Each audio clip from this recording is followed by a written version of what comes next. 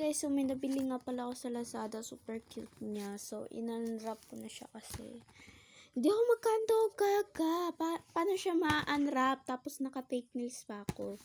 Ayan guys, so yung ano siya, dressing sticker siya. Tapos meron siyang background. Tapos furniture. May damit para sa ano. Tapos ito yung mga tao. Tapos may ulo. Seller, unsaon na to ng mga ulo seller. Nawa guys, na ulo. Stay. Na. Seller, unsaon na to na seller. Basta ato lang i-open. So ako nga lang pala ano sa camera kasi wala si Tita Mimang. Nagre-research sila.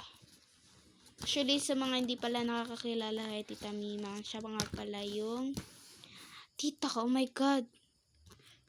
Seller, unsaon na to ning uluha seller. Comment nyo nga guys kung aanuhin natin tong ulong. Ayun yung mga bati.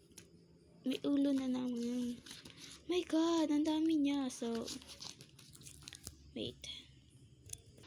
Ayan nga guys, kaya sobrang dami niya. I think mga 500 pieces siguro to.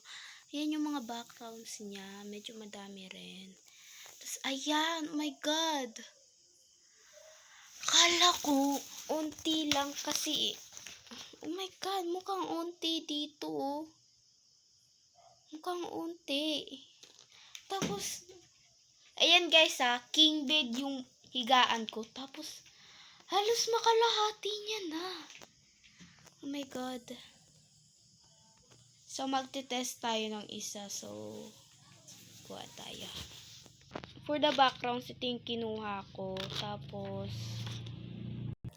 ayan, nanggagawa nga ako ng isa. Kaso, medyo tabing yung pagkasuot ko. Tapos, tapunin din siya. Tapos, yung hairband. Hindi ko kasi masyadong makita. Kasi sa thickness na to. Wah!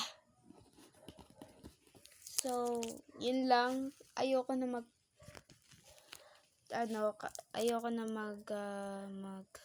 video kasi ipopost ko na to. So, bye-bye guys.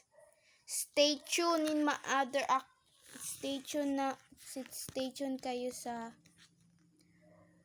iba ko pang unboxings. Bye!